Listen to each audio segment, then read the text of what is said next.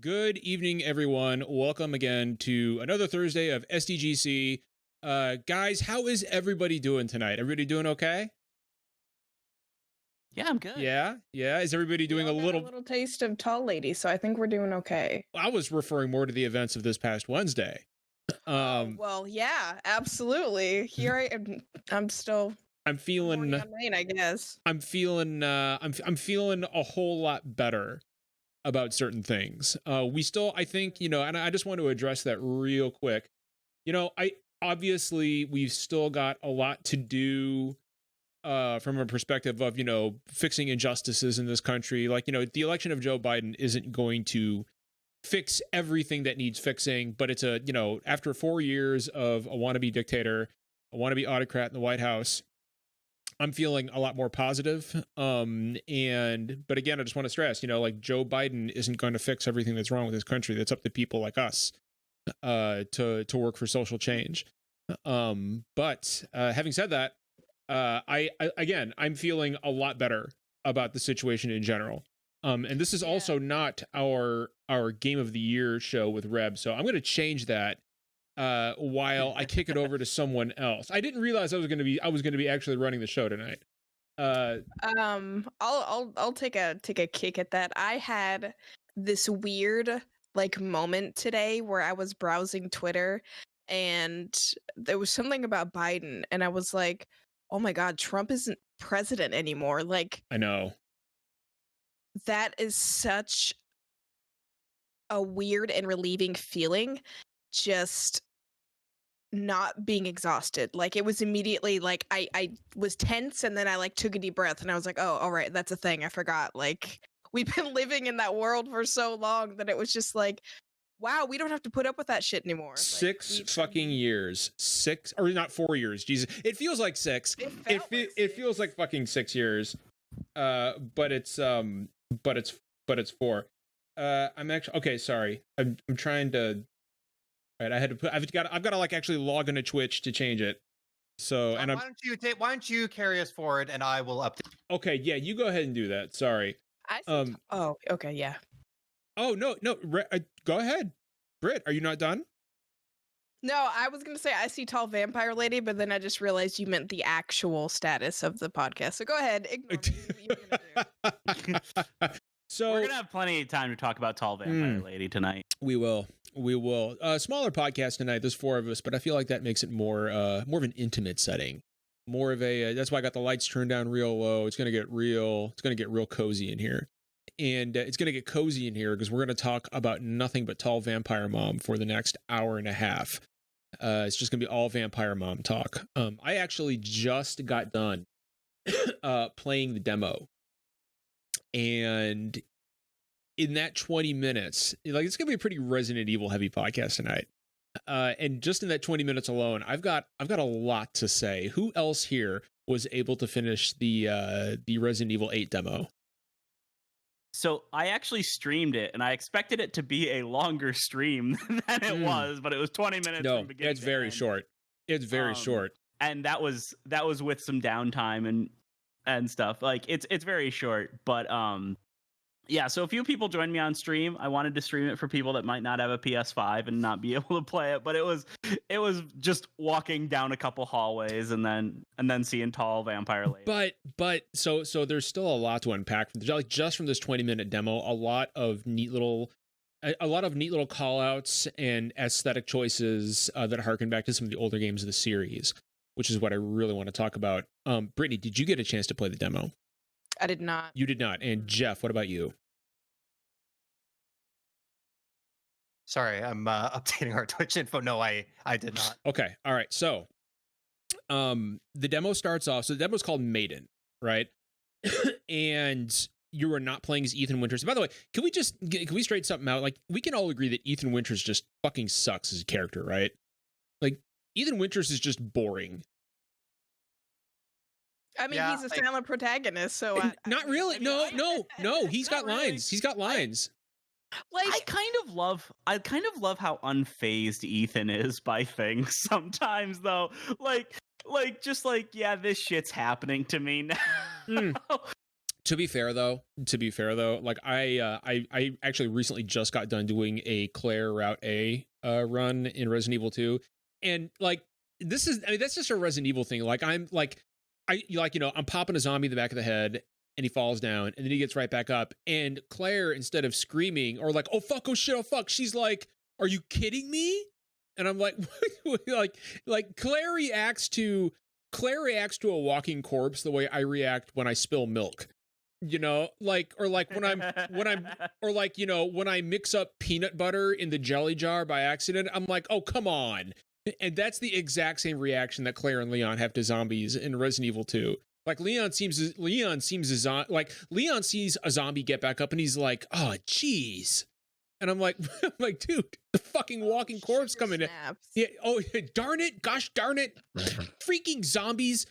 But, so the game starts off, or the demo starts off. You're not actually playing Ethan Winters. You're playing some unnamed prisoner, some maiden. That's why it's called Maiden. And you got to escape the dungeon in the castle. You're in Tall Vampire Lady's castle. There's no combat in this demo. It's like Justin said, like it's a walking simulator. But this is more. They say at the end of the demo though that this is a visual showcase. And it's gorgeous. Like wow, I cannot stress enough how beautiful this game is. Especially, and Justin, you know what I'm talking about, the lighting effects. Yeah.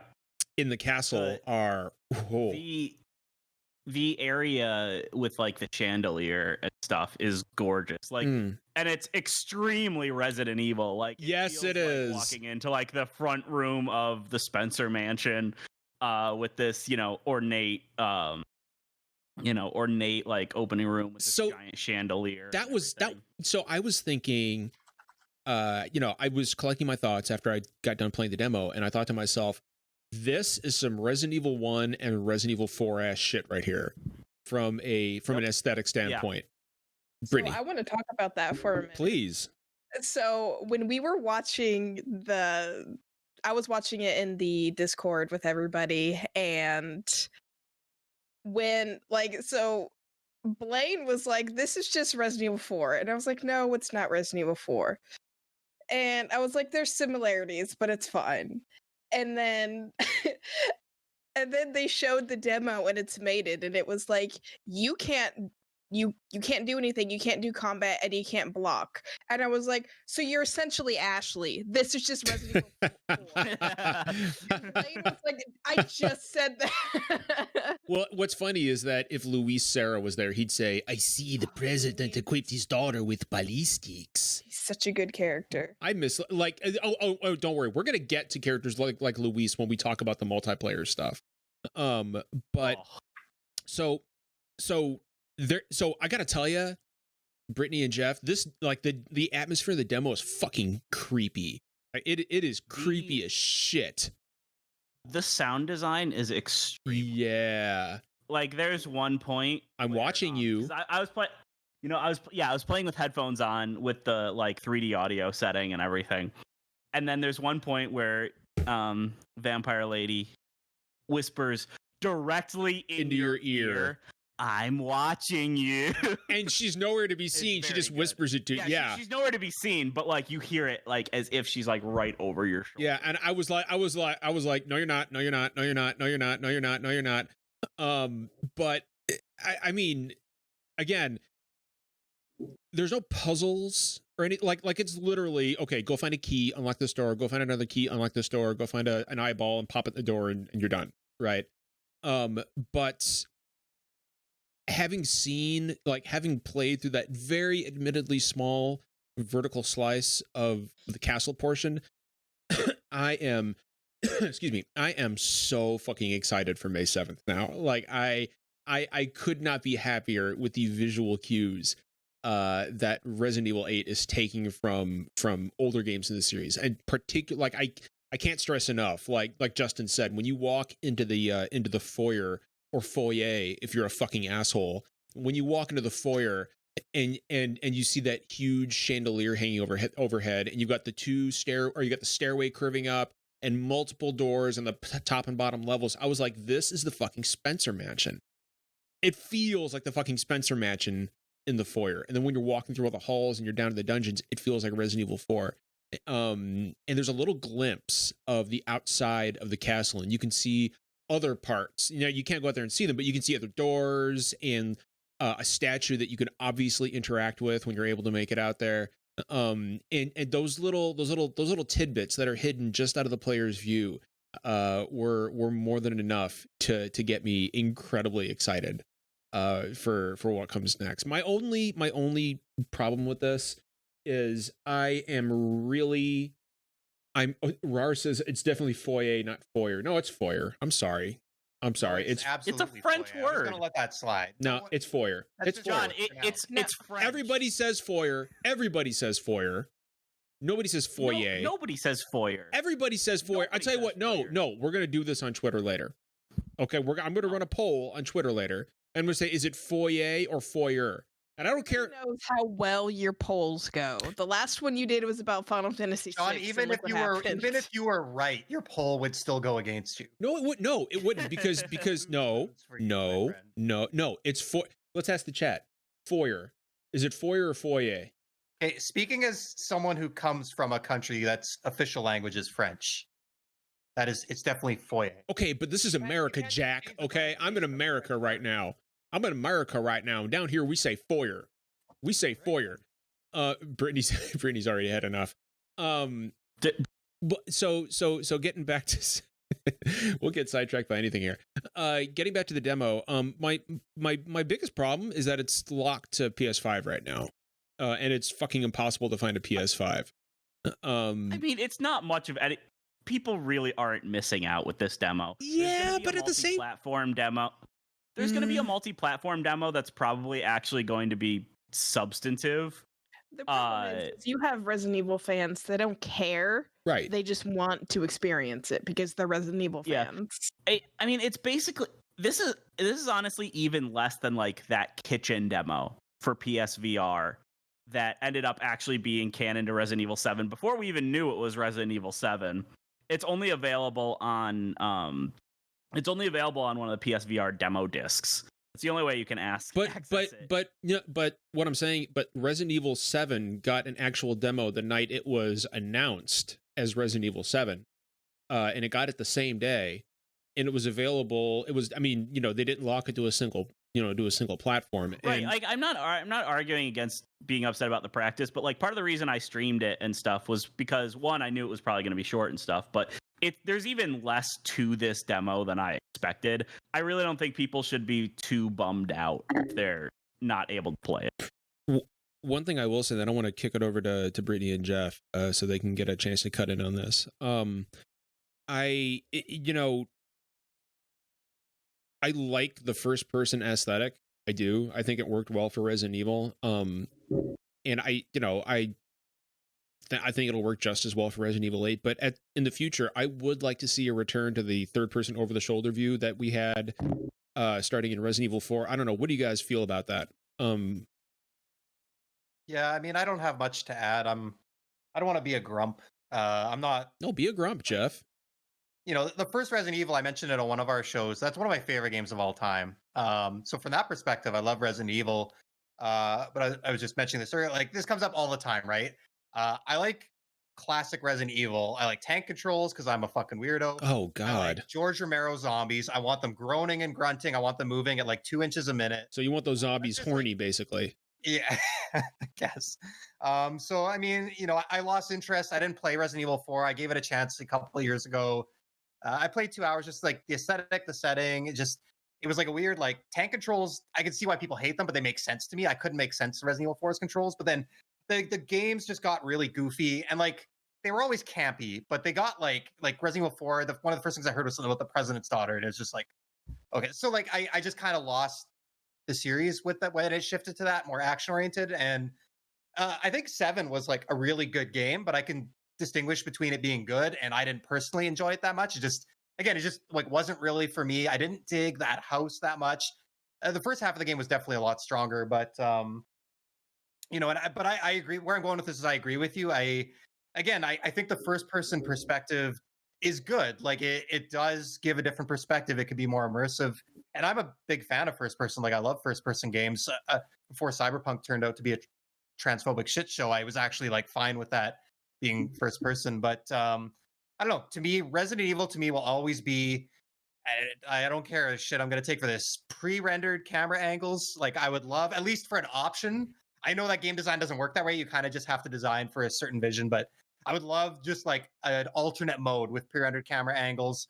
And I do like the things you're saying about like the mansion, because that's what I love about the first game, is that really tight, single location, interconnected design. And yeah, just something about that third person, either, you know, isometric or over the shoulder. I want to see like my character frantically running around when the zombies are coming at me from the other direction. So I have a question for you. What makes Resident Evil, the gameplay or the overall story?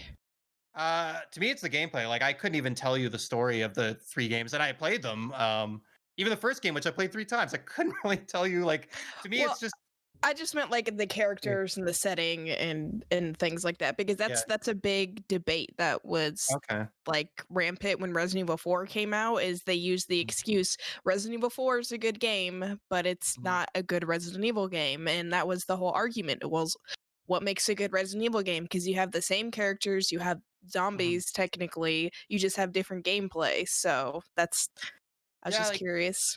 To me, that's why I was like, when you guys were talking about like Ethan being a nothing character, I'm like, well, again, my experience is only based on basically the PS1 versions of all 3 games. Like the characters to me just exist to like kind of justify the setting and doing gamey things. Like it's, you know, back like none of them. Jill was not a deep character. Leon was not a deep character. Like the acting was horrible.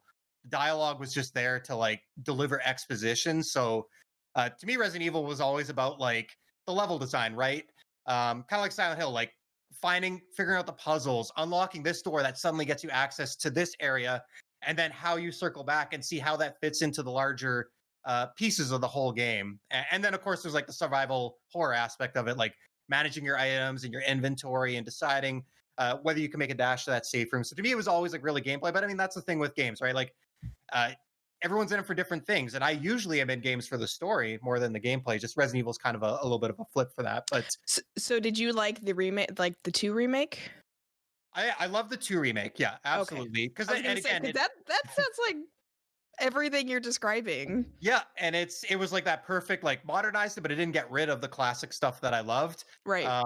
And I didn't quite finish 3. It like Nemesis just got a little bit too irritating for me, but yeah, that's what I love about those, and I'd love to see them. You know, I think I could see online there's a thirst for both types of games, so I think it'd be really cool. They kind of did that with Revelations, where it went a little bit back more. I know people don't like those games as much, and I agree they're weaker, but it'd be cool if they could kind of have like keep innovating and stuff with like these maybe first person games and more action oriented, but then like have kind of a secondary series where they kind of go back on that more traditional survival horror. But then again, maybe people just don't want those. I don't know. Well, you know, Jeff, you mentioned bad acting in the first 3 Resident Evil games on PlayStation, and some of my favorite gaming memories were from Resident Evil 1. There was this one scene in particular, and I went back and I played the original PlayStation version last year to see how it measured because you know I've played the remake of 1 a bunch, but I hadn't played, you know, Resident Evil 1 on PlayStation in, you know, over a decade, 2 decades, and that's depressing. And so I was playing through it, and there's this one part, and I'd forgotten about this, and I fucking lost my shit. And it's when Jill and Barry find a body, and I can't remember whose body it is, but Barry kneels down and he goes, "Yep, he's been pecked to death by crows, all right." And I'm like, well, hold on a minute. I'm like, how do you know that? Like, how do you know that? Like, what, Barry? Like, I expected Jill to be like, Barry, that's ridiculous. That doesn't make any sense. And then like Barry looks at her and he's like, "Don't you talk to me about crows. Crows killed my family." Like, I'm like, how the fuck does Barry know that they were pecked to death by crows? That's the stupidest shit I've ever heard in my life. And and then, you know, Jill sandwich, and, you know, like, oh my God. And there were some classic fucking lines in the first Resident Evil game I had totally forgotten about. The master of unlocking. They had some like it's one of those things where it's so bad it's good, and I wouldn't change it for the world. There's some, yeah, so I Justin, go ahead. So I agree with the last point that Jeff made. Is like I think there's room for both third person and first person Resident Evil games. Like I've seen a couple people like, oh, I want Resident Evil to go back to third person, and it's like we literally just got 2 Resident Evil games that were, you know, full length games with the third person camera. Yeah, they were remakes, but we did just get the remakes of 2 and 3. And I like, I mean, I don't dislike those, but I really do like the person perspective that was introduced in 7. And like I mean, obviously I love the direction 8's going in with like werewolves and vampires. Yeah, me too. I really like it. Like obviously there's going to obviously there's not going to be a supernatural explanation for it. It'll all be viral, you know. Yeah, it'll all be it, but whatever you can do. Like I do love just how silly Resident Evil can get. But like I do really want a first person game with like the classic creatures, like with the old school zombies, the hunters, the lickers, and stuff like that. I don't know how well that would work though. With the I don't know how well it would work, but I'm sure Capcom can figure it out. So this, well, hold on. But like I would. Oh no, Justin, go ahead. I'm sorry. Go ahead. Finish the thought. Because I remember like people like when the remake of 2 was announced, people didn't really know exactly what it was going to end up being. And I got a lot of people angry at me when I said, I hope it's first person, because I really wanted to, you know, explore the police station and stuff from that kind of same perspective with the classic creatures. And I mean, there's a mod on PC that you could use. You know, I don't have a gaming PC. I'm just saying, like, you know, if you had. I mean, also, I don't like mods that change things up. Then what are you complaining about? But I'm not complaining. I'm just giving you a hard time. I was one of the people that was rooting for that. I mean, you know, I love the Resident Evil 2 remake. Speaking of, well, hold on. There's because I'm going to forget it if I don't bring it up. There's something else about Village that we need to talk about, and that's the merchant. We have a merchant again. The Duke, and the Duke, which again really drives home that Resident Evil 4 vibe. Now I am a little disappointed. He's not like, you know, pulling open a trench coat and showing you his wares. You know, what are you buying? Like I miss that. But the Duke. So this tells me that Resident Evil 8 is going to be probably a substantially meatier, lengthier game than 7 was. I don't think this is going to be one of those Resident Evils that's meant for, like, you know, multiple playthroughs. You know, I think, you know, Resident Evil 4 was like that's like an 18-20 hour game. Like it's easily the longest Resident Evil game. And I suspect, based on... No, 6 is the longest. We don't talk about 6. Does not end. We don't talk about 6. We don't talk about 6. But like, as far as good Resident Evil games go that have one campaign, I would say 4 is the longest. I mean, it usually takes me about 20-22 hours to finish that game. And I have a feeling that Resident Evil 8 is going to be a 15 to 20 hour game. Like, there's a lot here that feels substantial, from the village and the castle, the fact that there's a merchant. I think that we're looking at a much more substantial experience than Resident Evil 7. Does anybody else get that feeling at all, or am I the only one here? I think there's definitely gonna be more than one playthroughs, because if it's anything like 4, you don't get certain weapons and stuff until you do certain difficulties. So I can definitely see them implementing that with the Duke. But I feel like, so how long was 7? I feel like 7 was pretty long. So I platinum 7. No, I platinum 7, and you, to get the platinum, you have to beat it in under, it was like 2.5 hours, and I was able to do that. So I think it was like 8 to 10 hours for me. Like, that's like a normal. It took me about like 6-7 hours my first time through, but then I immediately did that like speed run playthrough for the trophy, yeah. and did it in like 2 hours and 45 minutes. Yeah, like, and wasn't even rushing all that much. No. It was 7 is pretty quick if you know what you're doing. Yeah, and well, I mean, I also did it with a circular saw and stuff like that, so I just kind of blazed my way through for the speed run. But you know, look, everything I've seen about 8, I just absolutely love. And there's some, like, you know, in the trailer we saw today, like, there were some of those enemies had serious Bloodborne vibes. Did anybody else think that?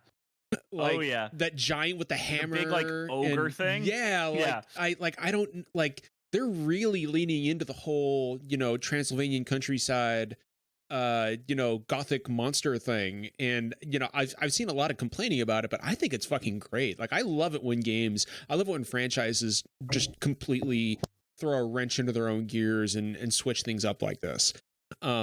I'm really looking forward to this. And I'm sorry, Brittany, that Brittany's leaving now, but I'm sorry that neither of you guys get. Yeah, like as soon as I say I'm sorry, Brittany, she takes her headphones and walks off. She's like, "Fuck this, I'm done." Yeah, no, they said, and there's a demo with actual combat coming. They didn't say when, just the spring, right? Yeah, and that's going to be on all platforms. Right. Okay. The other thing that I saw that was really, really cool is they showed us the inventory, and the inventory it's a case. It's that case is like the case system from 4. Yeah, I adore that inventory system. Basically playing Tetris with all the stuff that you have, trying to see if you can optimize the space to fit more stuff in there. Jeff is over here like every time you say this is like 4, I get less interested. I just I like that so much more than just you have this many. You just have a couple rows of stuff, and then you have to use the item box and stuff. I like the ability to kind of customize it a bit more. That would make a really. I'm excited about that. That's a really good idea for a Resident Evil Tetris game too. Is just like have items falling down in different sizes. You got to flip them around. You're just waiting for like the shotgun. Yeah, to it's like down. come on. I need a green and red herb so I can match them together. Kind of like Dr. Mario. But there was something else, and we'll do all our shit talking of the multiplayer now because Brittany's gone. But they also announced it was a Reverse, Resident Evil Reverse. Reverse, yes. What? Okay. All right. RE-verse. That is some Kingdom Hearts naming shit right there. Like, I'm sorry, but if you told me that Kingdom Hearts Reverse was a thing, like, I would absolutely believe you. It sounds like a Kingdom Hearts game. Oh, Brittany's back just in time for the multiplayer talk. We'll let her get her headphones on here. Okay, Britt, we literally just started talking about the multiplayer thing, the Reverse. Oh yeah, fuck yeah, bud. What exactly do we know about this? I saw a bunch of classic characters running around. Brittany, why don't you go ahead? I think it's gonna be like Versus was in Resident Evil. Do you guys remember the Resident Evil 5 multiplayer? I didn't. Yeah, I remember it. That's exactly why I'm not looking forward to this. I didn't fuck with it much.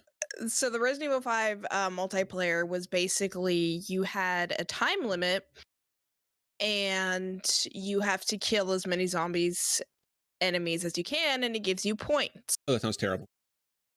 But there's other players with you, so you can do duos, you can do singles, and if you kill people, they also give you points.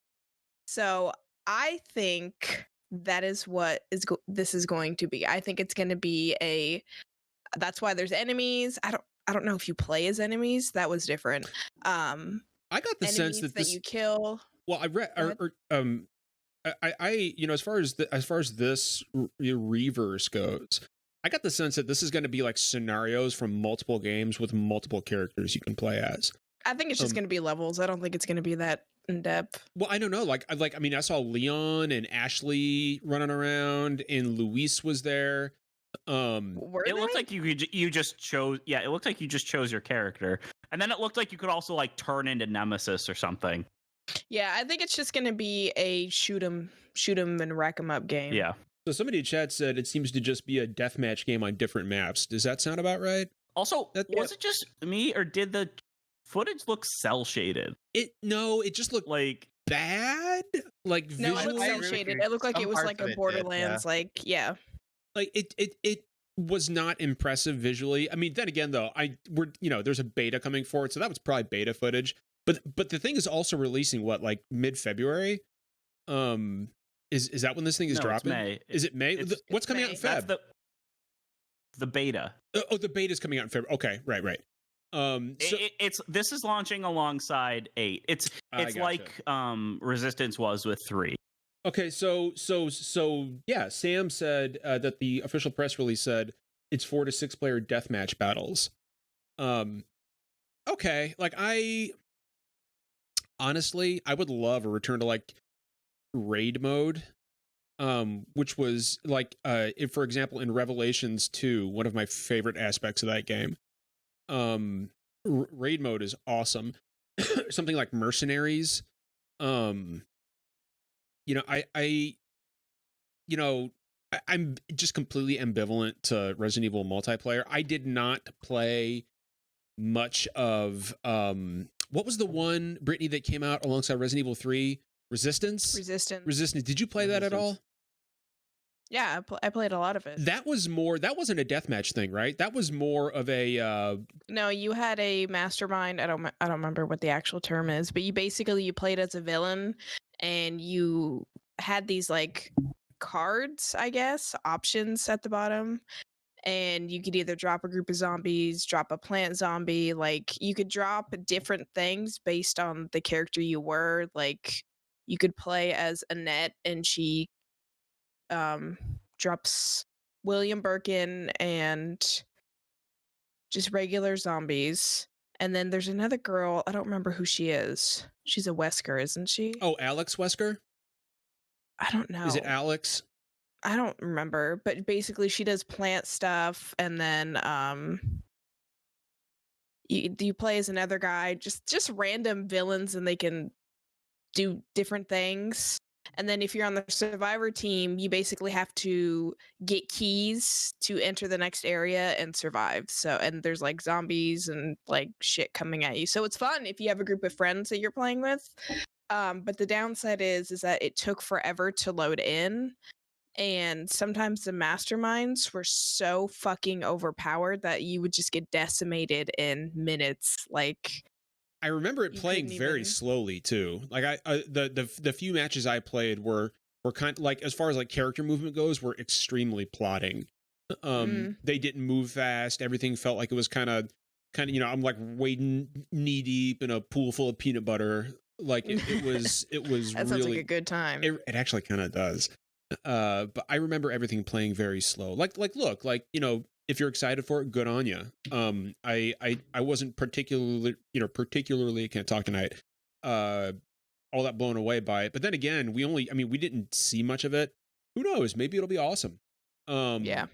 That's the thing, is like, I know that Resident Evil multiplayers aren't great and they're not for everybody. I just personally love the shit out of them. I think they're fun and campy, and I get to play as these characters in not a serious setting with my friends. So I think it's just like one of DC Douglas' favorite things that he loves to quote is in the Resident Evil 5 multiplayer. He said the weirdest fucking voice line he ever had to do was say, "I require an egg." Because you remember you have eggs in Resident Evil 5?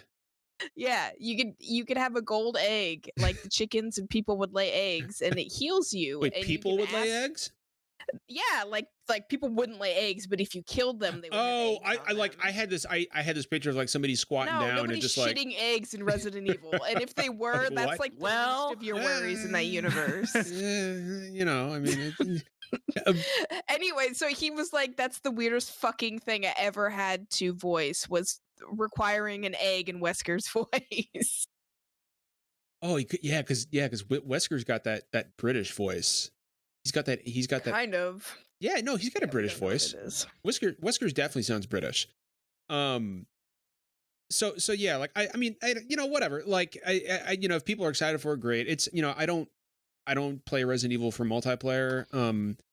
But a 4 to 6 player deathmatch sounds right up some people's alleys. So good on you.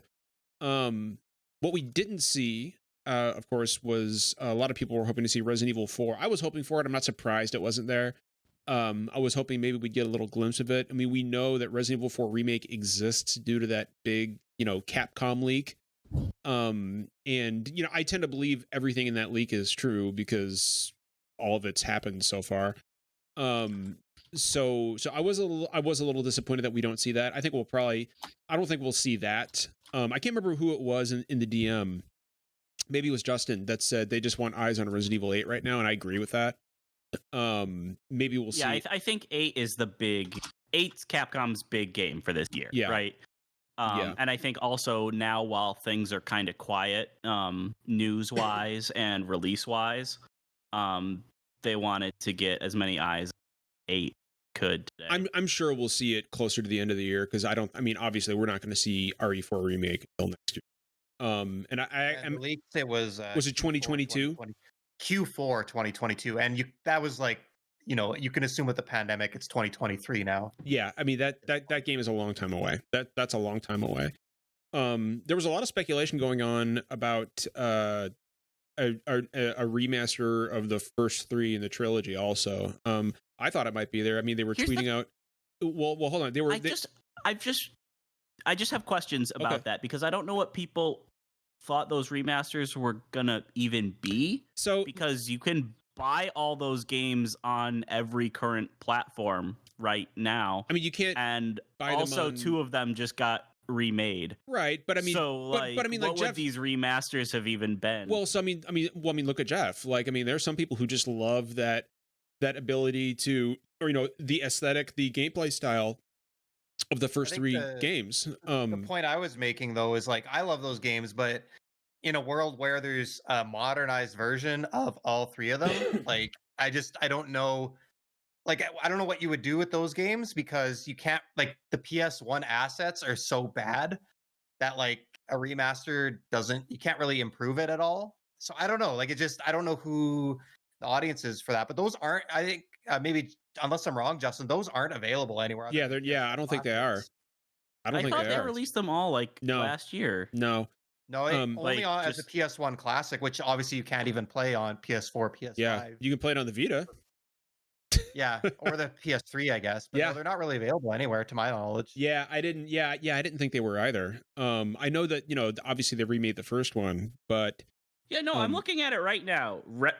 The Resident Evil GameCube remake is available on PSN for PS4 for $5. Resident Evil 0 for PS4 $5. Yeah, but that's Veronica.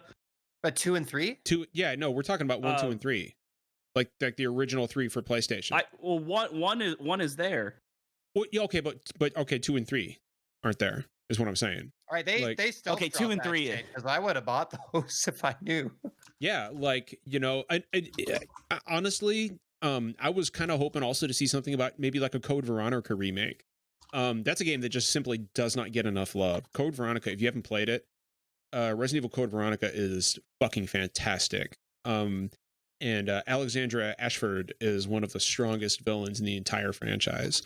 I mean, Code Veronica does need a fucking remaster. That is one.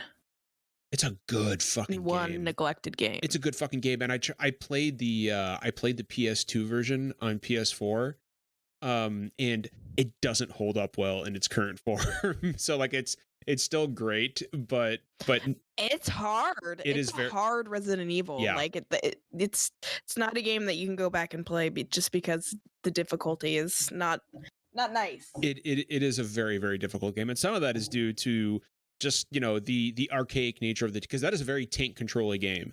And that's a Jeff game. That's a Jeff game right there. If Jeff hasn't played Code Veronica, like Jeff, you'd be right at home. Have you not played Code Veronica? You haven't? I didn't have a Dreamcast. Oh no, dude, it was on PS2.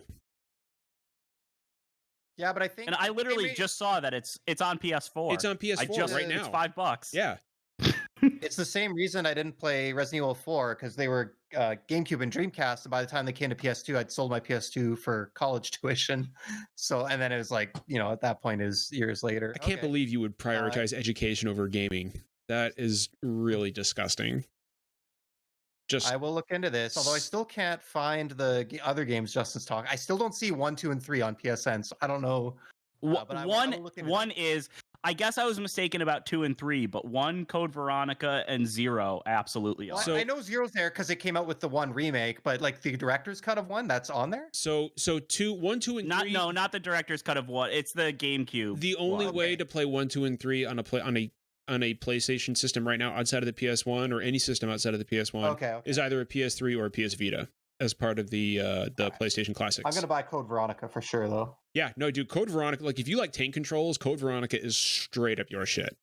And And If yeah. you like bullshit in a video game, there Oh my! you go. If you love bullshit in a video game, like Okay, but like, is it a good game though? Because like, I don't like these games because of tank control. yeah, no, it's great. It's great. Okay. No, alright, yeah, no, alright. it is like a fan favorite Resident Evil. People have been screaming for a remake of Veronica for years. In fact, after 3 was revealed, like more than anything, more than 4, I heard people saying remake Code Veronica. It needs a remake more than 4 does. Code Veronica is also one that needs a remake, I think, more than the others. Exactly, right? Because it, like, Resident Evil 4, yeah, it's aged, but it's still very playable and just is still a fucking fantastic game. Code Veronica, like I said, I replayed it, or I tried replaying it recently on PS4 last year, and man, I like, as many fond memories as I have of Code Veronica, I did not have a good time because I was like, this shit. I was like, oh, these tank controls, and like that game needs a glow up. That game needs a remake. But Jeff, after you play it, I would love to hear your thoughts on it. Because I guess like dude, if you can move, I had a hard time moving past the tank controls, but if you're comfortable with them, you're gonna have a good time. It's a fantastic game. It's also got some of the best. Like, I know you don't play Resident Evil games for the story, but as far as Resident Evil lore goes, it's really good. It has a really cool story and a really cool ending as well.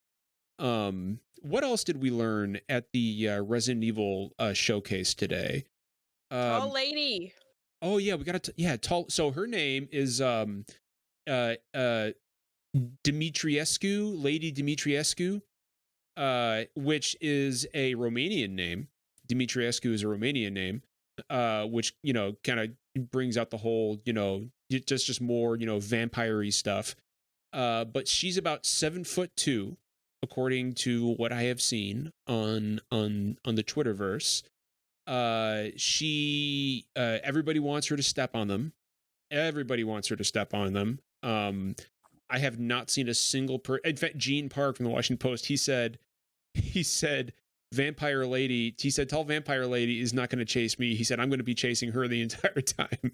And I was like, Gene, no, don't do that, Gene. But I'm telling you right now, like, everybody's going apeshit over her.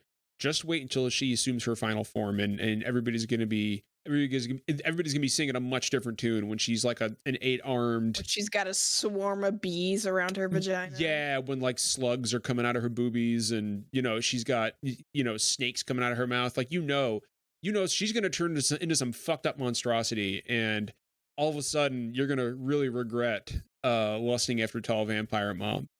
But good old slug boobies. But honestly though, like I have never it's been a while since I have seen gaming Twitter just kind of like rally around collectively like something. Yeah, like, I mean, everybody is just completely head over heels for tall vampire mom.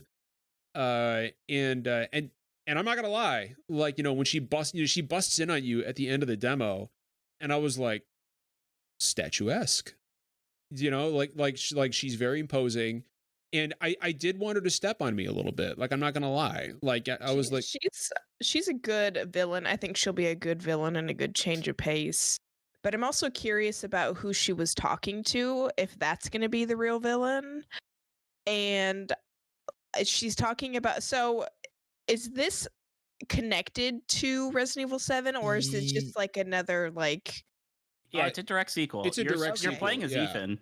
You're playing as Ethan, and like tracking Chris Redfield's having in the game, and it's not attacked Mia.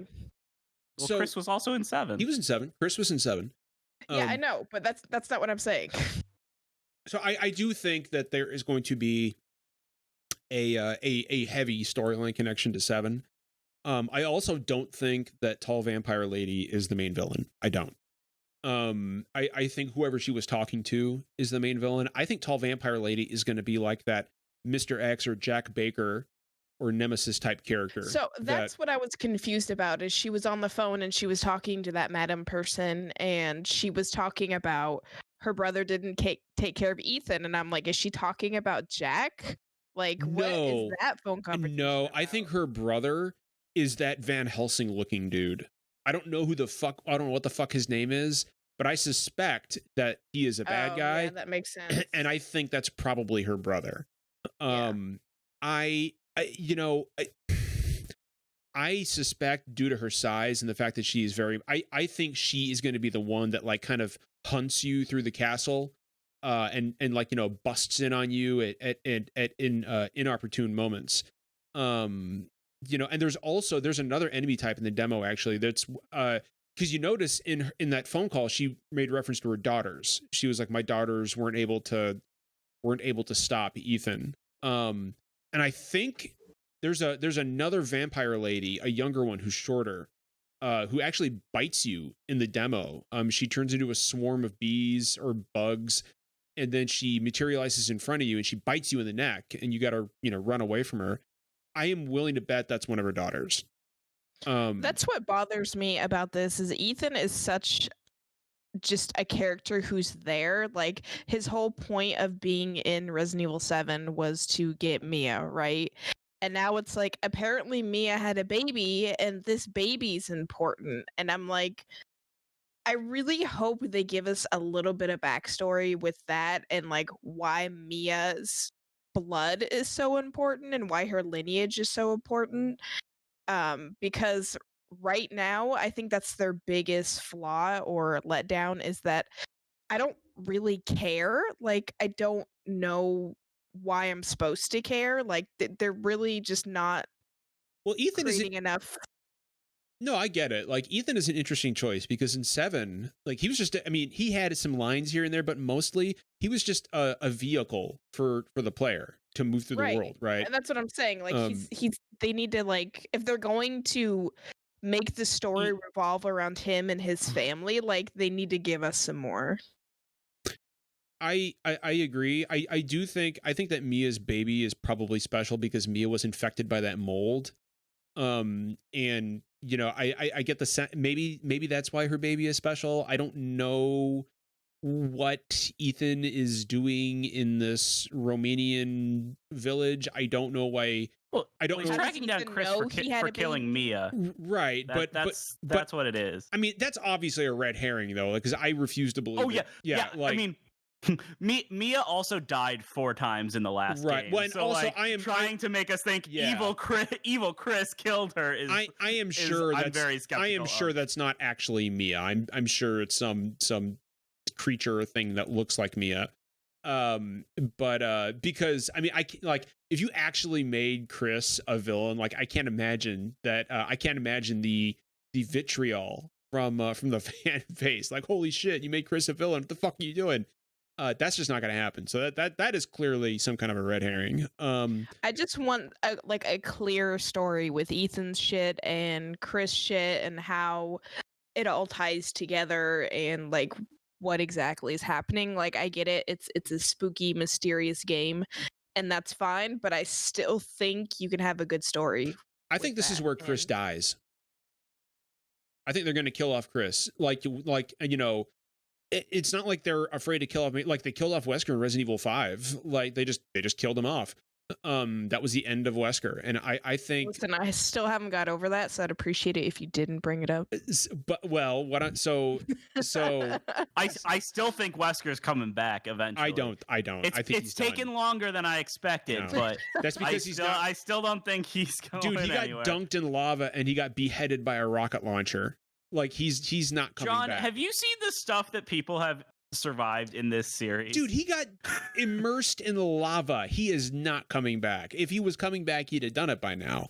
But I think this is Chris's end. I think his story is going to wrap up. I think it needs to wrap up for the series to move forward. And you know, yeah, I think this is probably it for Chris. This is probably the last. If I've learned anything from Tomb Raider, I think you're wrong. I think they're just gonna keep on rolling with the characters they got. I'm looking at the chat right now. Don't worry, his blood and consciousness will inhabit the lava and infect it. It's gonna just turn into a fucking lava zombie. But no, I don't think Wesker's coming back. I want to know more about that Blue Umbrella organization that we learned about in Resident Evil 7. We didn't really get a whole lot on that. I saw a couple people asking if the people in the castle themselves were in any way connected to the Baker family. I don't think that's the case. I think I don't think there's any connection to the Baker family at all. It wouldn't make any sense for there to be. It would make zero sense for there to be a connection between a bunch of Romanian, whatever they are. And I agree. That's why I was John, are confused. you arguing about logic in the Resident Evil series? Look, I understand where you're coming from, but that one is a stretch to me. Aside from that, I'm really interested to see what the explanation is behind, because this is something interesting that I noticed in the demo. Justin, did you read all the notes in the demo that you came across? Yeah, I did. So did you find that one note that was written in 1958 talking about how afraid the maid writing it was of the women in the house? Yes. Yeah. I'm wondering just how long these women in the mansion have been in this condition. Because obviously this game is not set in 1958. Yeah. And I'm wondering if this is like not a virus situation, but like almost like a Las Plagas situation from Resident Evil 4. I mean, I think it's gonna be similar to that. I mean, my theory is that it's actually connected somewhat to the, like, Resident Evil 6 had a whole plot line about a war in Eastern Europe with, like, Oh God, with, giant monsters and stuff that was never so explained. God, that fucking I game. think this is probably going to be linked with that somehow. The fewer connections to Resident Evil 6, the better. We don't speak of that fucking monstrosity here.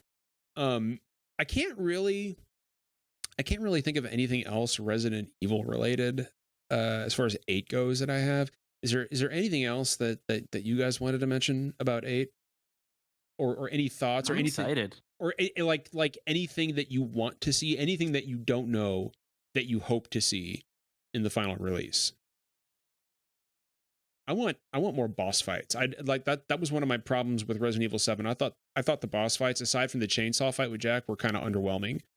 No bugs. I don't want to deal with fucking bugs. I don't want and swarms. I don't want any more old women with spider nest vaginas.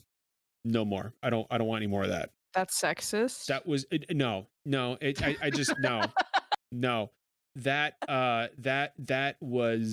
was almost more than I can handle. No. That what's her name? Marguerite Baker fucking scares the shit out of me. I do not. She didn't. She was annoying. Like ooh, like let me fucking spray you with some off and then you'll die. Like Jack Baker was where it was at. Jack Baker was fucking scary. Jack Baker was fucking scary. Did he bust through the wall and almost make you have a heart attack in that hallway? Yeah. There's a way to not. Abso-fucking-lutely. There's a way to not make him bust through the wall. All you gotta do is just sneak by. I'm sure there was, but either way. No, it happened to me the first time, and I think I shat my pants a little bit. Y'all ever play that game in VR? I did, and it was a little too much. Like I stopped. I was like, oh, this is too much. Like this. Fuck this shit. I got to where Mia stabs you, and I was very drunk, and I was like, nope, not doing this anymore. It looks like you're being stabbed in the face, and no. And plus, I didn't like the way it moved, right? Like, I understand why it did, but everything was very, when you moved left and right, everything was very framey. It cuts off. Yeah. Yeah. I not the way I would play the whole game. Although I do see the appeal behind it. If there's anything I want from Resident Evil 8, it's just to, there's a lot of potential here, and I just wanted to nail the landing, because I do understand the concern that some people have about things like vampires and werewolves, like witches. Like, it's very un-Resident Evil, like it's a really interesting new direction for the franchise, and it could either go great or, it could fall on its face. So I really want them to stick the landing on this one, because if they can, then that means that there are other directions you can take Resident Evil as well. And I don't want this to just be like, a zombie franchise. We're entering into uncharted territory here. Like, even the molded in Resident Evil 7 were more or less classic Resident Evil monsters, right? They were goopy and and mindless, and they were just chasing you around. Like, I want this to do what 4 did with the Ganados. The Ganados were smart. They would try to duck under your bullets. They had, melee weapons. They would try to circle around you. They would talk, and that's what I'm really hoping to see from the enemies in Resident Evil 8. Like some not just shuffling zombies, not just shambling molded creatures, but like creatures that try to avoid you, creatures that try to get around you, move out of the way. Like I want something that's really, really going to scare me. And the Ganados in 4 were just fucking nerve-wracking to fight. The scariest enemies in 4 were the dudes who you had to shoot the bells to get. No, the regenerators. The regenerators. So so there were 2 enemies that scared the shit out of me in 4. One was the regenerators, that fucking breathing they made, and the Verdugo in the sewers. Yes. Salazar's right-hand man that chases that he's hiding in the ceiling, and all of a sudden he'll come through, and it's like that black bug ninja creature. Brittany. Oh. Yeah. Oh, yeah. No. Yeah. And that scene where he's first coming after you and you see it from his point of view, and he's like rushing down the sewer hallway. And I was like, what? And it just cuts right back to you with no exposition. And I was like, what the fuck was that? The thing that sucks about the regenerators is you can absolutely miss like the scope to shoot their parts off. You absolutely can. That's not something you get. So if you miss that, you're fucked. Yep. And there was just something terrifying about the way they would just slowly shuffle toward you, doing that like that breathing they did. Oh, just thinking about it gives me the fucking shivers. Oh, I hate it. Nope. Is it? All right, Justin, let's talk about what you've been playing. Yeah, so I think I think we have probably hit the wall in Resident Evil, unless anybody else wants to say anything about it, which I don't get that sense. So you know what? Fuck it. Let's talk about what we've been playing now that we talked about a whole bunch of good Resident Evil shit. Justin, what have you been playing other than the demo? Obviously, we know you've been playing that. Yeah. I played it all for the 15-20 minutes it lasted. So I have been playing. So I've been really excited to talk about this game. I have been playing 13 Sentinels. Good, Aegis Rim. That game's fucking great.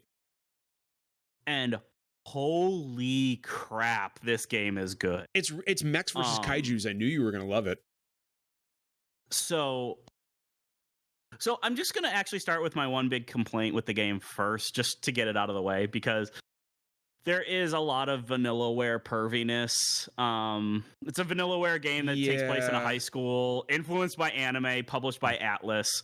I think you all probably know the drill when it comes to stuff like that. And I will say it's not anywhere near as egregious as like Dragon's Crown, but no, it's not as egregious as their other games, but it's still there. This also all involves high schoolers too. Yeah. So like I was actually streaming like my first couple hours playing, and I remember so of course when they go to pilot the mechs, they're all old.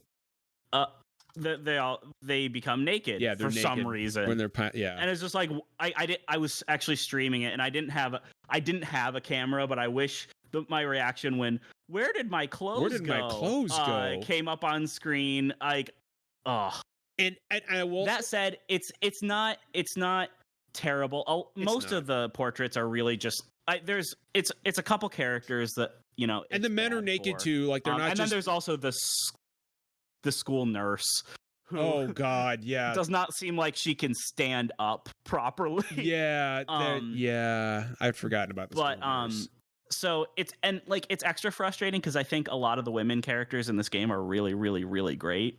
And so like that stuff's frustrating. Honestly, if you're like a big anime fan or something, it probably won't be an issue for it. I just wanted to mention that first so I can talk about all the awesome things this game does. The story is one of the most wild things I have ever encountered. I have not seen something be this ballsy with how it presents its story in I don't know how long. Everything is told completely non-linear. You're going to be lost for most of the game. And the player has a choice of like what order to do everything in. So it's not even just a non-linear story. It's a non-linear story where the developers aren't even like deciding what order you see it in. Like it's going to be different for every single player. Like there's, unlock conditions at certain points, but you'll go all over the place, like in the timeline. You'll find, major things about characters you weren't expecting to when playing as one character, because there are 13 main characters that you play as. Oh, and how the game works is it's basically a visual novel, but it also has like some strategy RPG segments where you're in the mechs battling kaiju. I love those parts. And those parts are fun, and they're like a nice break from the typical like visual novel stuff. They're also not particularly difficult, and they have difficulty modes. So if you want to just play it for the story, you can easily do that, and not have to worry about difficulty with those. But it's just, I don't want to say too much about the actual story because it is wild. I'm not even halfway through. This game's long too. I'm at like about 20 hours in, and I'm not even at 50% completion. It's super complex, like really deep, interesting, well-presented sci-fi. I'm playing it with the English dub, and the voice acting is outstanding. And the shocking thing is like, I don't feel super lost even with the way that the story is told, because they give you enough information so you can kind of, intuit where you are in the story with each character, how it relates to other things. And it almost kind of reminds me of Her Story, where, sometimes you'll get a huge revelation about another character, or like this massive plot twist that you weren't expecting. And then you have to figure out how it gets to that point. So you kind of feel like you're working with the mystery.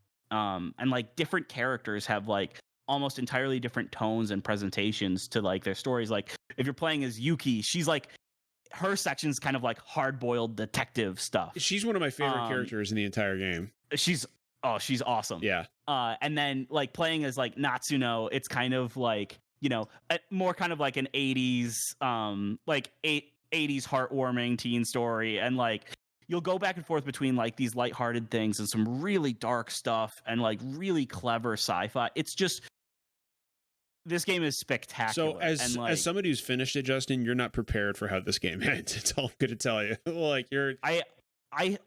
I have been just yelling what multiple times per sitting. Yeah, at like some of the twists they throw at me. Like I have not been this into like this kind of story in a really long time, and it's super, super fun, and I'm having an absolute blast.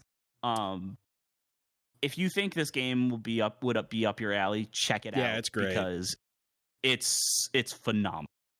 As far as I go, I've been jumping between games right now. I'm a little more than halfway through a Dragon Quest 11S replay on Switch. I'm replaying Mega Man 11 because it's just one of the best Mega Man games. I am also playing a lot of Game Boy Advance right now. Since I got my brand new GBA modified with an IPS V2 screen, which is like 6 times the resolution of an AGS 101, and is bigger, and it's it's a lot brighter. I've been playing Final Fantasy IV with the sound restored on a modded GBA cart. I'm just a ton of Game Boy Advance games. Basically I'm replaying stuff because I don't have much of a backlog right now, and there's a lot coming out in February that I'm going to be picking up. Like February's a big fucking month. You've got Persona 5 Strikers, which I'm super fucking excited about. Bravely Default 2 comes out next month. Super Mario 3D World Deluxe comes out next month. And it's got that, that awesome looking Bowser's Free. Like I want to fight Kaiju or a Kaiju Bowser. I can't. They should have called him Kowser, because he's Kaiju Bowser. I don't know. That's just me. But there's a lot there's something else coming out. Oh yeah, I thought you were gonna talk about like a cow Bowser a cow or something, Bowser. and I had no idea what you were talking about. Cyber Shadow comes out next week, which is Yacht Club's new side-scrolling game, which is fucking fantastic. There's a lot of shit coming out. in February and March, and it's a good fucking time to play games right now. Monster Hunter Rise comes out in March. There are so many fucking games coming out that I intend to play. So I'm just going through and replaying games that I love. Because I just got done replaying Resident Evil 2 Claire. I'm gonna get through Leon's B route on hardcore, which is if you've played any of the B-sides on hardcore in RE2, like you're in for a fucking time. And yeah, just enjoying it, just soaking it up. Britt, what about you? I have been playing not a whole lot. I finished up Spider-Man Such a good on the game. PlayStation 5. And I platinumed that game and all the DLC, so I'm a little burnt out on Spider-Man at the moment. And I don't really know what to play next. So maybe you guys can help me with that. But in the meantime, I started playing WoW, of all things. And that's been kind of a fun, just hop on, don't have to think about, and get into games. I haven't played it in a long time. 14 is my MMO of choice, so this has been a step back in some ways, but it's been fun. So what do you have available, like console wise? What do you got going on? Actually, I just got Persona 5 for Christmas, so I'm probably going to start that next. Oh, you should absolutely start playing that. But I'm nervous about it because I know how huge the game is, and it overwhelms me. It's about 120 hours. I bought the game a long time ago, and I played like 5 hours, and I just like kind of like checking like how long is this game, and I saw like 90 hours. I'm like, all right, but I got like with the PS Plus collection or whatever, PS5, so I have the base game. Like I own it now. I got Royale. I don't know what's the difference between the two. There's a new Royal adds a lot. Yeah. Oh, so it's longer? It's longer. Yeah. But it also 20 hours longer. I bought the original game right when it came out, and I kept putting it off because it was so long. And then Royal came out, and there's no way to just like upgrade it to Royal. You have to rebuy it, and I'm like, nah, I'm not gonna rebuy this game just to play Royal. So I have not played Persona 5 yet. I tried playing Persona 3 and I fucking hated it. Like I got a few hours in. So I've never that's been my basis for Persona. I'm like, I hate it. It's boring. The tutorial takes forever. So I'm like, I want to give another shot because everybody loves Persona 5. I have a suggestion for you, actually, Britt. I have a suggestion for you. If you haven't played it, you should try Crosscode. How? I don't get the connection. What do you mean? She's asking for suggestions. Okay, we were just talking about Persona, and I thought it was like no. I'm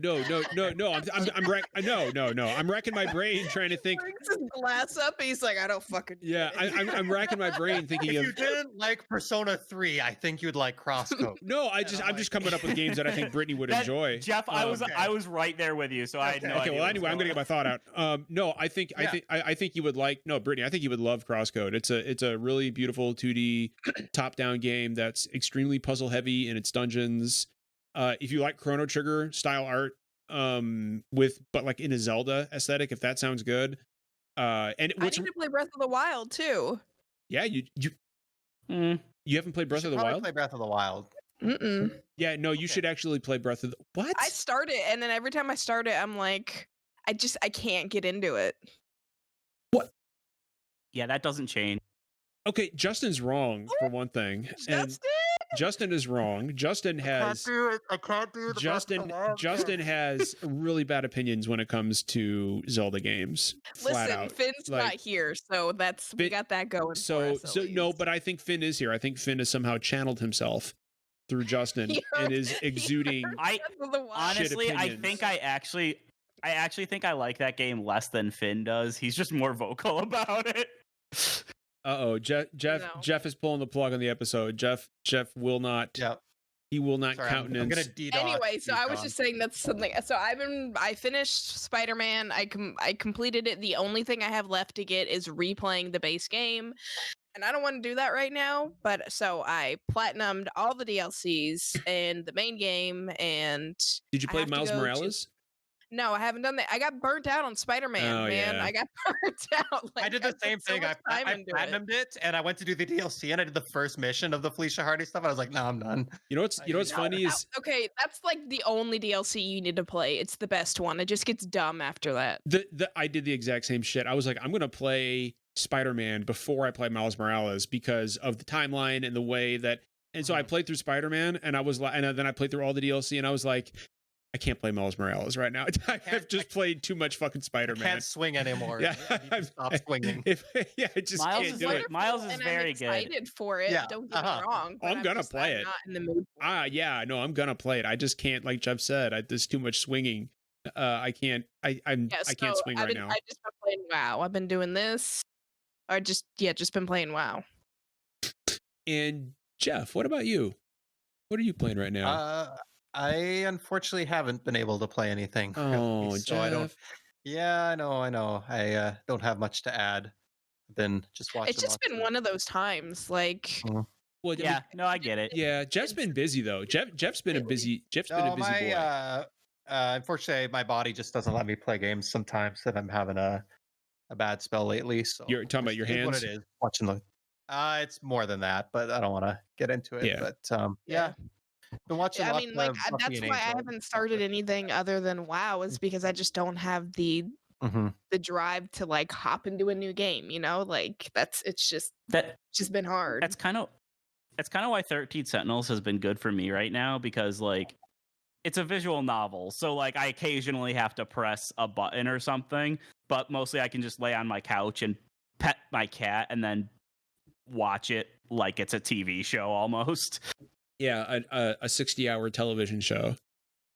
That's just a Xenosaga. What are you talking about? Yeah. Like don't. Oh man, don't get me started on those. I like the Xenosaga games, but I also do think they're pretty overrated. I don't think they're the end all be all of JRPGs. Wrap it up. That's it. No, I'm just saying, the combat is not great. I agree with that. It's just not, like not to get on a tangent, but are wonderful, though. What's that? The characters are wonderful. The characters are good. Like Albino is top tier villain. But Albedo is a good villain. What's his face? Wilhelm. Wilhelm is a good villain. But like those games, from a story-wise perspective, by the time you get to 3, those, like, the narrative of those games has its head right up its own ass. Like, yeah, like it's fucking it. Like, chaos is Jesus. Okay, I guess. Like, Cosmos is Mary Magdalene. Sure. Okay. Sorry, spoilers for a fucking 10, 15-year-old game. But yeah, that's one of those games officially lost me. I was like, so chaos is Jesus. I mean, they don't flat out say it, but they hint at it pretty strongly that chaos is the son of man. And I'm just like, okay. I actually never played 3. I played 1 and 2. Well, spoiler alert, chaos is Jesus. Well, like the actual Jesus Christ. When you find out one of your party members at the very end of 3 is actually Jesus Christ. Man. Yeah, what are you gonna do? Yeah. But what else do we got? It's been kind of a, with everything happening with the election, it's been a weird week, right? Not that it hasn't been, there's been things happening, but it's been so hard to focus on things this week, because of the transition of power and the fact that it was not peaceful, and the fact that a lot of people like myself are extremely stressed out about the possibilities of what could have happened this past week. Video games for me for the past couple weeks have been more of like a coping mechanism than anything else. I think the fact that we are all still just in this mental funk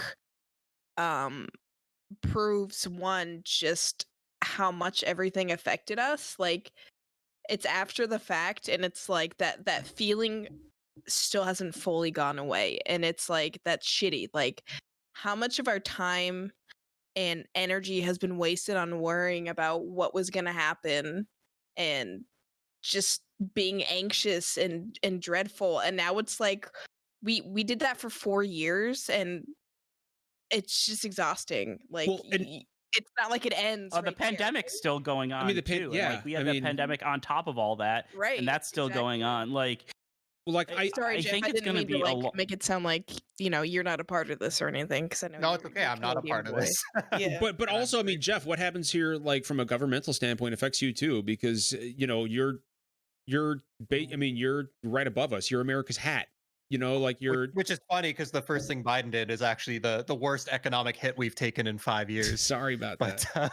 no, I mean, it's whatever the pipeline stuff, but that's it is what it is. But of course, it's nice to we're in a crappy position where the last 4 years we don't have the leverage, so we kind of just have to kiss. I don't even want to say his name, but we kind of just have to say, okay, sure, and just go along with whatever, and like just kind of the whims of a little child who, when he Yeah. gets mad, he just throws 25% tariffs, and then all of a sudden my grocery prices go up by like $300 a month just because someone had a little hissy fit down there. So it'll be nice to just actually like have a somewhat logical person that can actually behave predictably. I'm finding a hard time. Like, is the past year especially, or 2020 especially, was really bad for numerous reasons for me. And I spent almost all of it.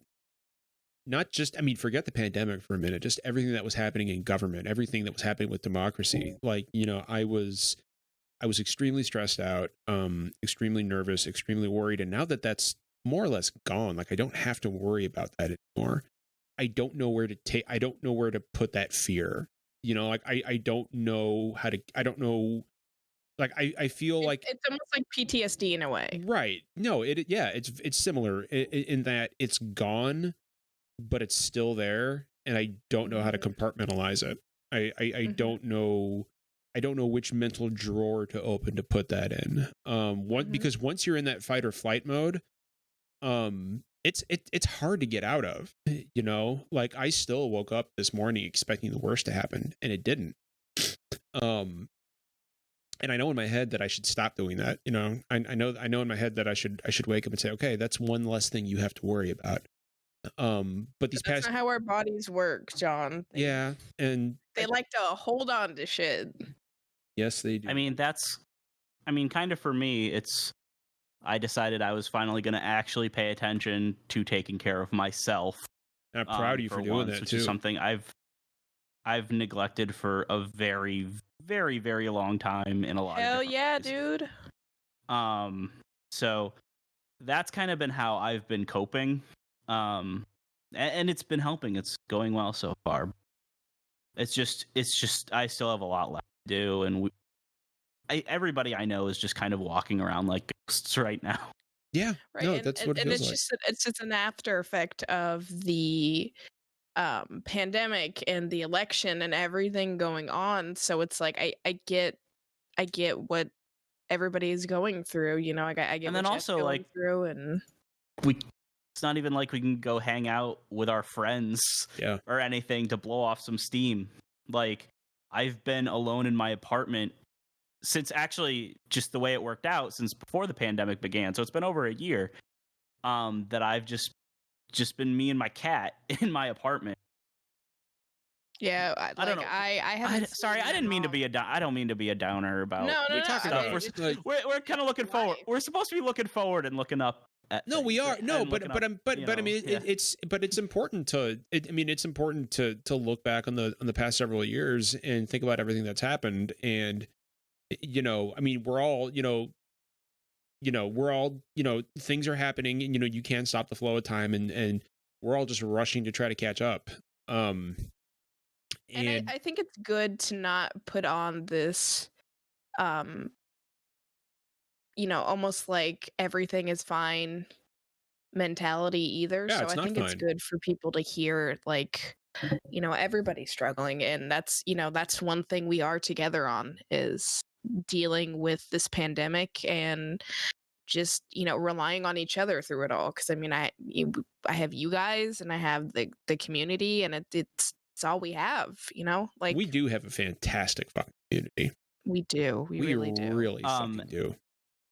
And I said this last week, but it still applies. Like, people on this show and our community helped me so much the past few. Oh God, are you kidding me? When I was really low, and like last year, 2020 was probably the worst year of my life for a lot of reasons, on top of the ones that we all share. So, the fact that I'm here now, hanging out with all of you, it means a lot. Yeah, it's a treat. But- I feel honored that I get to be here, and the community is wonderful. That's one of the reasons why I had such an issue at my last job, is because I couldn't interact with them daily like I used to. And that's hard. I just felt like I was coming home and trying to catch up on my life. So I quit my job for you guys, is what I'm saying. See, you have to make you have to make sacrifices for content creation. Mhm. All content creation requires sacrifice. Jeff has sacrificed almost everything for this show. Jeff has made more sacrifices than anybody. I don't know about that. We give him a space to talk about Tony Hawk, so Yeah, that's true. That's true. He's coach. Hey, while we're talking about trying to make things better, can I transition into what we're doing on Saturday? Oh, I was going to bring that up myself. I think that's a pretty important thing that we. Saturday, we are going to be running a stream with a lot of our friends and playing a lot of different games to raise money for the Trevor Project, which, if you aren't familiar with the Trevor Project, it is a program that is dedicated to helping LGBTQ youth with mental health issues, particularly relating to suicide and self-harm. It's an organization that means a whole lot to me, and I'm really, really excited and really, really proud that we're putting this on. And I really hope that anybody listening to this in chat can, if you are able to, donate, because we are trying to raise money for charity. But if not, just if you could help us signal boost it, if you could just tune in, it would mean the world to us. I can't really stress this enough. Suicide rates among the LGBTQ community are at epidemic levels. I think the statistics are one in every five people who are a part of that community have thought about or attempted suicide at some point. And that's just not okay. It's not okay. And in 2020, we should be doing better than that by now. And that is the reason they're so high is in large part because we're just not taking care of them the way we should be. There are still so many stigmas about being gay or being trans or being bi. Like there is a ton of stigma around that, and there shouldn't be. There absolutely shouldn't be. And it's something that has been growing more and more important to me. Especially over the past 4 years. I like to say that and I'm not going to say his name because I'm determined not to ever say his name again, but the 45th president, a lot of people say that the hatred that came about in this country specifically was because of him, but I don't believe that's true. I don't think he was the cause. I think he was a symptom of something that was already there. All he did was make people comfortable saying these things, comfortable doing these things. And that means we still have a big problem in this country. That when I talk about problems that we need to solve in this country, that's the kind of stuff I'm talking about. And we, of course, in this podcast, in this community, a large part of our community are LGBTQ in some form or another. And when we say that you all are our family, we mean it.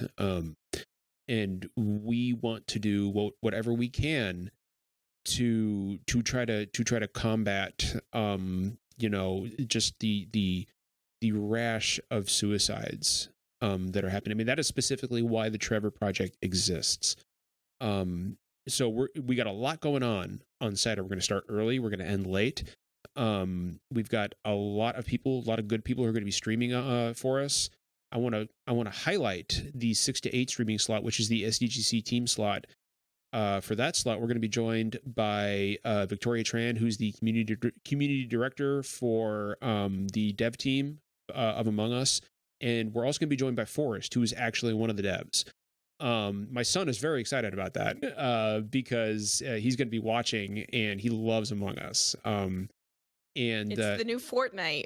yeah, we have such an awesome lineup for this show. we really do. Also, fun fact, I will be playing Among Us. I have not actually been able to play Among Us before because of my work schedule. So you'll see me trying to figure out how to play Among Us. And we've live also on stream with the developers. Well, we're also going to have some pretty cool guests joining us during that block as well. For example, Gary Whitta is going to join us during the Among Us block, which is pretty cool. He's a big Among Us fan, and he graciously decided or agreed to spend some of his time with us on Saturday night playing a little Among Us. But again, like Justin said, it's all for a good cause. So if you can't donate, that's fine. I understand that times are tough. All we really ask, and we have a goal of 10,000. I don't expect we'll hit it. It's lofty, but I wanted to see how close we could come. So we have a better idea of what we should aim for next time, because this is not going to be the only. I guarantee you, this is not going to be the last charity stream we do this year. So this is more. Also, shout out to you for putting this together. Like you and Derek pretty much did this like all by yourselves. So which sucks because we should have included you guys more, to be honest with you. What? But I mean, don't. Yeah, you can't blame yourself for that. Like it's saw a good cause and you grabbed the bull by the horns and you went with it, man. Yeah. And putting together like that lineup in that amount of time for such a good cause is not easy. Yeah. Yeah. It was super stressful putting all that together. I will say that. But you have the connections. It's going to be fun. So we would have just been putting a list together and then be like, all right, John, go ahead, go ask all these people. But no, I'll tell you. It's just it's one more thing that I love about this community.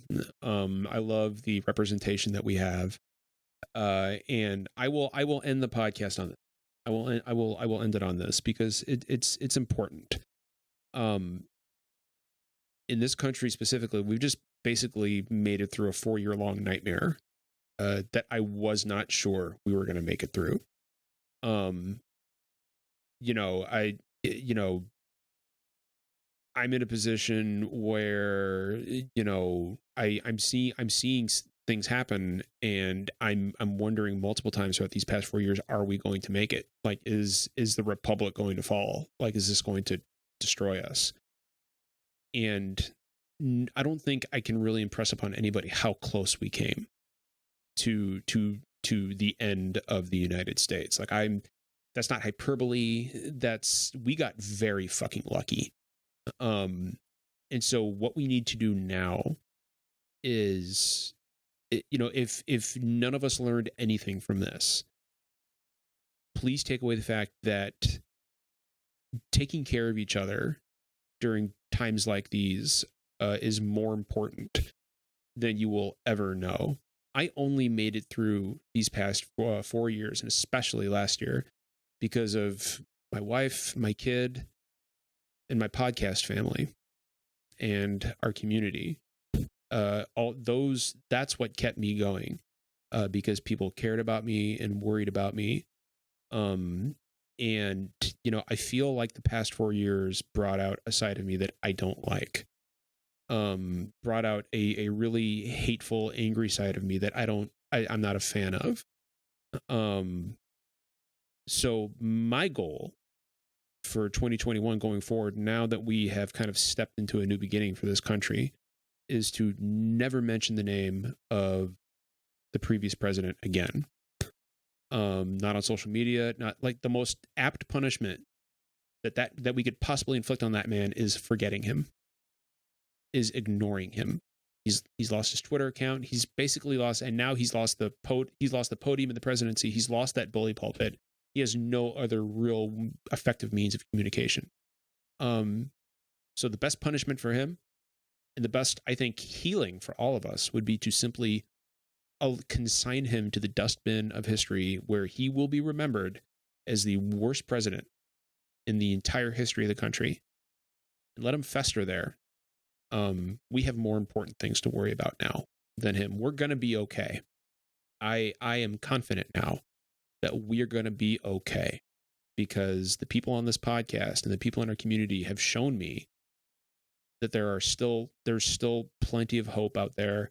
There's still plenty of things to cling to. There are still plenty of rocks and streams along the stream to grab onto when the water's about to just completely sweep you away. So take heart in that. We're going to keep on going strong for you guys in 2021. We are going to be there for you in whatever way we can, and we know that you're going to be there for us, and that fills me with hope. And with that, we will go ahead and wrap it up. Don't forget, we will be here early Saturday morning with our Trevor Project stream. And it's going to be a great time. And look, to everybody in the community and to everybody here and everybody who's not here live with us right now, I love you. And remember, kindness costs nothing. Take care of each other.